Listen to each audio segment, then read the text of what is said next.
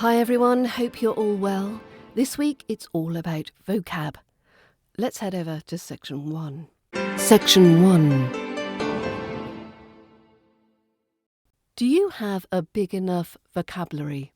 If you're learning to speak English, you know that building your vocabulary is an essential part of the process. With a larger word bank, you'll be able to express yourself more clearly and accurately, and you'll also be better able to understand what others are saying. But expanding your vocabulary can be a challenge, especially if you're just starting out. Here's some tips and strategies to help you build your English vocab. Number 1. Reading. One of the most effective ways to expand your vocabulary is to read as much as possible. Reading exposes you to a wide range of words and phrases, and it's a great way to learn new vocabulary in context. And it's not just books. It's articles, online content in English, or you can read the transcripts to audiobooks or podcasts. It's important to choose materials that are appropriate for your level of English so that you can understand the content and learn new words without getting frustrated. Number 2. Films and television. Another way to boost your vocabulary is to watch movies or TV shows in English. Not only will you get exposed to a lot of new words and phrases, but you'll also be able to hear how native speakers use them in everyday conversation. You can also try watching videos or documentaries on topics that interest you, as this will expose you to more specialised vocabulary. Number 3. Flashcards. One of the most effective strategies for learning new vocab is to make flashcards. On one side of the card, you can write the word, and on the other, you can write the definition and an example sentence. You can then review your flashcards regularly to help the words stick in your memory. You can also use a vocabulary app, or there are websites to help you create and review flashcards, which can be a convenient and efficient way to learn new words. Number 4. The thesaurus. A thesaurus is a tool that helps you find synonyms and related words. This can be a useful tool when you're trying to find a word to express a specific idea, or when you want to expand your vocabulary by learning words that are similar to ones you already know. Number 5. The dictionary. Look up words you don't know. When you come across a word you don't know, make a point to look it up and learn its meaning. This will help you add new words to your vocabulary and better understand the content you're reading or listening to. Number 6. Word games. Word games are a fun way to learn new words and practice using them. You can play Scrabble, Bananagrams, or other word games with friends or do them online. Number 7. Context clues. When you're reading or listening to something in English, try to figure out the meaning of new words based on the context in which they're used. This will help you build your vocabulary and improve your comprehension skills. By using these strategies and practicing regularly, you can expand your English vocab and improve your language skills. With time and effort, you'll be able to express yourself more effectively and understand more of what you read and hear in English. So don't be afraid to challenge yourself and try out new words and phrases. It's all part of the process of learning a new language and accent. Section 2. Get the picture. How context clues paint the meaning of words. In the previous section, we looked at some strategies to use if you want to develop your English vocabulary. We touched on a suggestion called context clues, and I'm going to go into a bit more detail about this in this section. Context clues are words or phrases that provide information about the meaning of an unfamiliar word. They can help you figure out the meaning of a new word by providing hints about its definition. There are several types of context clues that you can look for to help you understand new words. 1. Definition clues. These are explicit definitions within the text that help clarify the meaning of a word. Number 2, synonym clues. These are words or phrases in the text that are similar in meaning to the target word, which can help the reader infer its meaning. Number 3, antonym clues. These are words or phrases in the text that are opposite in meaning to the target word, which can help the reader understand its meaning. Number 4, example clues. These are sentences or phrases within the text that demonstrate how the target word is used. Number 5, restatement clues. These are phrases in the text that rephrase or explain the meaning of the target word. Number 6, contrast clues. These are words or phrases in the text that contrast with the target word. And number 7, background knowledge clues. These are clues that rely on the reader's prior knowledge or experiences to understand the meaning of a word or phrase in the text. Now, if those clues aren't shedding enough light on a word's meaning, there are some further techniques that can help. Firstly, analyse the structure of the sentence. Pay attention to the position of the target word in the sentence, as well as its relationship to other words and phrases. This can provide important clues about the word's meaning. Secondly, look for context clues in multiple sentences. Sometimes the context clues that provide information are not in the same sentence as the unfamiliar word. In these cases, it can be helpful to look at the surrounding sentences or even the entire passage to gather more information about the meaning of the word. Thirdly, look for common roots and prefixes and suffixes. Words with common roots or affixes often share similar meanings, so analysing these can help the reader understand the meaning of the target word. Fourthly, consider the tone and the genre of the text. These can provide important clues about the meaning of words and phrases. For example, a word used in a scientific text may have a different meaning than the same word used in a more casual setting.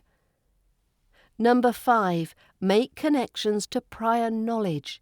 Can you draw on your prior knowledge and experiences to help understand the meaning of a word or phrase in the text? This can involve connecting the target word to similar concepts or ideas that you may already be familiar with. And number 6, use a dictionary or thesaurus. If the context clues are not enough to determine the meaning of a word, the reader can consult a dictionary or thesaurus to gain a more complete understanding.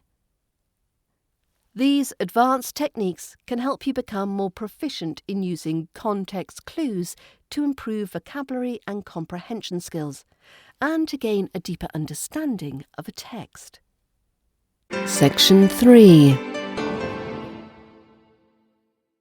Why you don't want to increase your vocab. After spending the last couple of sections talking about how to expand your vocab, let's talk about the dangers of improving your vocab. In the worst-case scenario, you might end up sounding like a pompous fool if you end up using an incorrect word in the belief that it makes you sound impressive. And here's a few more potential downsides to improving your vocabulary that you should be aware of. Number 1. It can be time-consuming. Building a larger vocabulary requires dedicated effort and time spent studying and learning new words.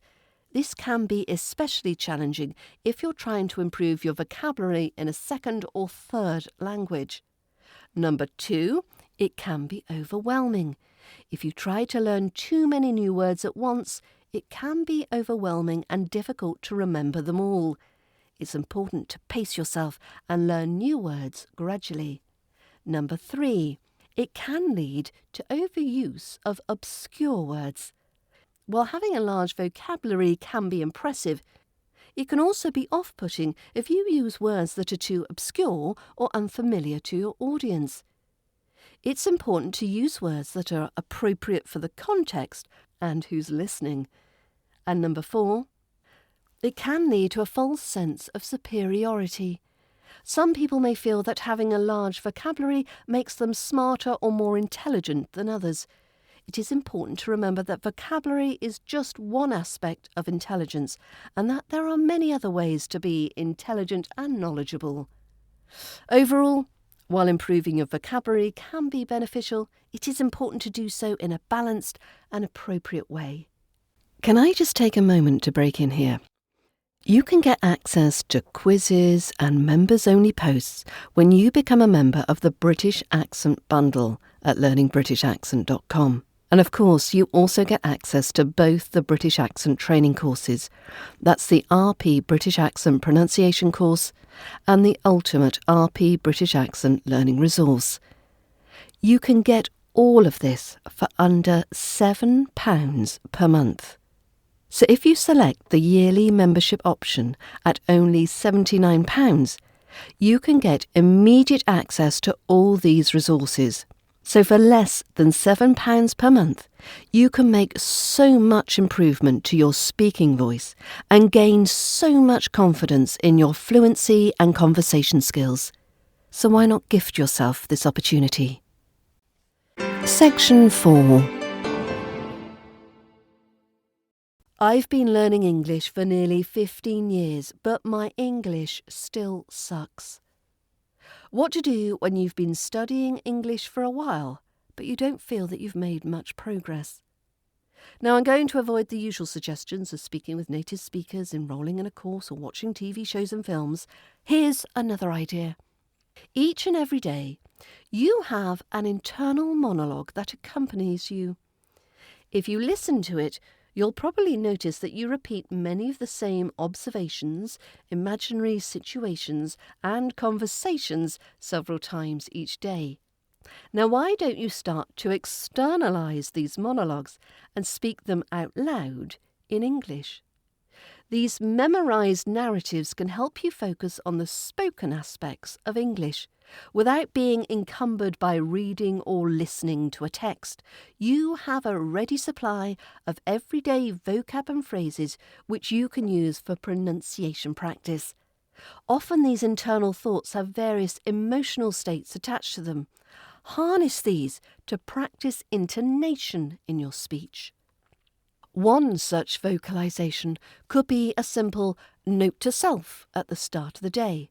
I often begin my working day by listing out to myself what my priorities are and things that I need to do. Now, if English is not your native language, rather than mulling them over in your head, you could start to verbalise them in English using your RP British accent.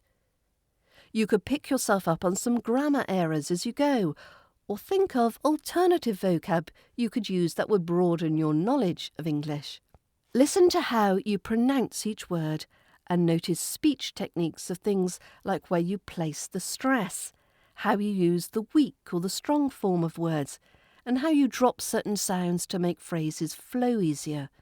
Your internal conversations are going to be generally composed of some really useful day-to-day vocab and phrases.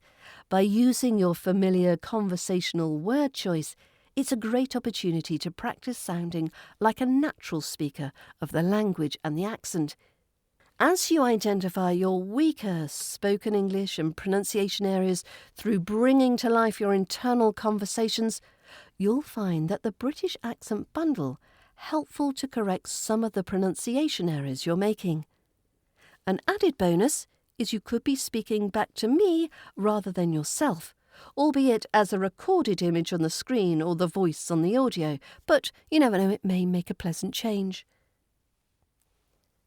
Well, thank you for listening. Don't forget you can donate to the podcast using the links in the show notes, or better still, why not join the course and get yourself a beautiful British accent? Look in the show notes for links. See you next week. Bye for now.